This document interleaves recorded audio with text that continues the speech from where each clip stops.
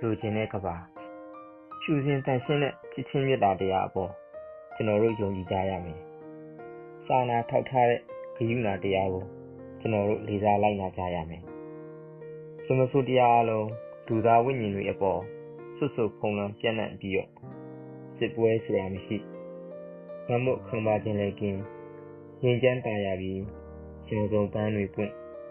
အချက်များစွာနဲ့ဟိုဒီကဘာကြီးကိုကျွန်တော်တို့တည်ဆောက်ကြရမယ်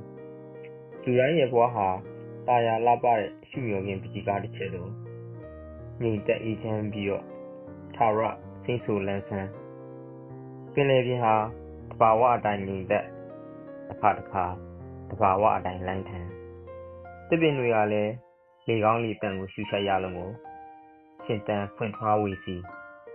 အာကာသနဲ့အဝိဇ္ဇာတရားတွေကင်းရှင်းလူသားအချင်းချင်းချစ်ကြည်ရင်းနှီးပြီးတော့စိတ်ထားမုံမြတ်တန်ရှင်းကြဒုက္ခဆိုတဲ့စကားလုံးမရှိအမုန်းတရားဆိုတဲ့စကားလုံးမရှိနာနာလည်းမရှိပျော်ရွှင်ခြင်းမိစွာကဘာကြီးငြိမ်းချမ်းအနောင်အဖွဲကင်းလွတ်လပ်ခြင်းအပြည့်နဲ့ရခင်းမြင်တွေပေါ်ကခုန်တခြင်းဆိုအဲ့ဒီလိုကဘာမျိုးကိုကျွန်တော်တို့တည်ဆောက်ကြရမယ်ကလေးလေးတွေပျော်ရွှင်ဘာရပြေဝလွတ်လပ်စွာပညာသင်သူတို့အတွက်တည်တဲ့ပန်းဥယျာဉ်တွေနဲ့မျိုးသမီးတိုင်းဟာချုံမောလှပသဘောကျစရာကြီးတဲ့သူတရားများမရှိပြီးတော့လူတိုင်းအတွက်စေဝါအရှံပဲဟိုယောဂဗျာဆိုတာတော့မရှိတော့လို့မို့စေဝါဆိုတာအဖို့ပစ္စည်းတက်တက်ပဲပေါ့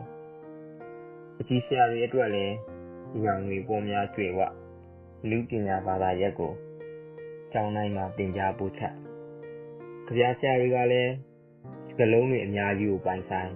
အလားတရားကိုလူတိုင်းခံစားနိုင်တစ်ပင်တွေရဲ့ထိပ်ဖြားလယ်ဝင်းပြင်းတွေအပေါ်တိုက်ခတ်သွားတဲ့လေဟာအိမ်မိုးခေါင်တွေပေါ်ကကောင်းကင်ဘုံကိုအရောက်သွားရာလမ်းပြပေးတဲ့တေးသွားတစ်ပုဒ်ပေါ်အဲ့ဒီလိုကဘာကြီးမျိုးပိုင်ဆိုးဝေး